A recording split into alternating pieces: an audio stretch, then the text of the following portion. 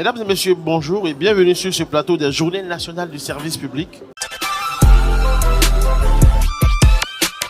Aujourd'hui, nous recevons Dr Seka de l'Agence nationale de l'environnement, structure rattachée au ministère de l'Environnement, bien entendu. Monsieur Seka, bonjour. Bonjour, monsieur Daouda. Daouda. D'accord, il n'y a pas de problème. Déjà, le plus important pour moi aujourd'hui, Agence nationale de l'environnement. Qu'est-ce que c'est? Merci. Alors, l'Agence nationale de l'environnement, en abrégé ANDE, c'est une structure sous tutelle du ministère de l'Environnement et de la Transition écologique. Elle a pour fonction première la prise en compte des évaluations environnementales et sociales en Côte d'Ivoire. Elle a été créée en 1997 et c'est une structure étatique, c'est un établissement public à caractère administratif. Et donc, après cette présentation que vous venez de nous faire tout à l'heure, aujourd'hui, on parle de service public amis des citoyens.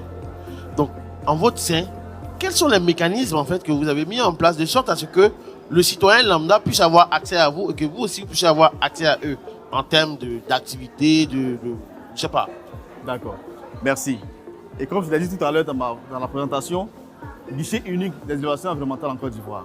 Et lorsque un opérateur lambda veut mener une activité qui est susceptible d'avoir un impact sur l'environnement, est tenu de faire une évaluation environnementale.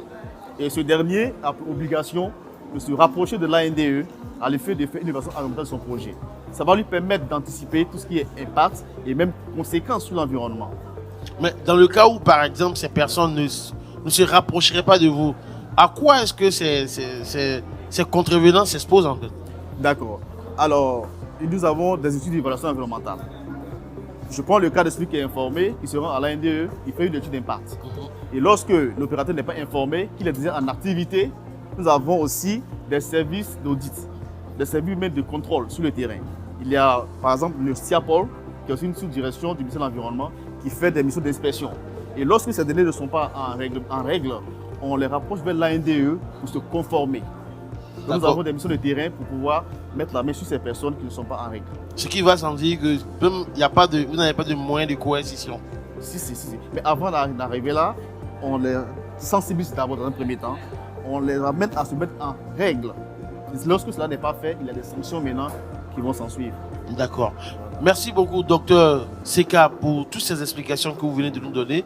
À vous, citoyens, amis du service public, c'était docteur Seka pour vous, pour nous parler d'environnement. Merci de rester connectés, mais surtout de vous abonner. Cochez la cloche de notification sur nos comptes de réseaux sociaux, Facebook, Twitter, TikTok et autres. Commentez, partagez et likez surtout. Et à la prochaine.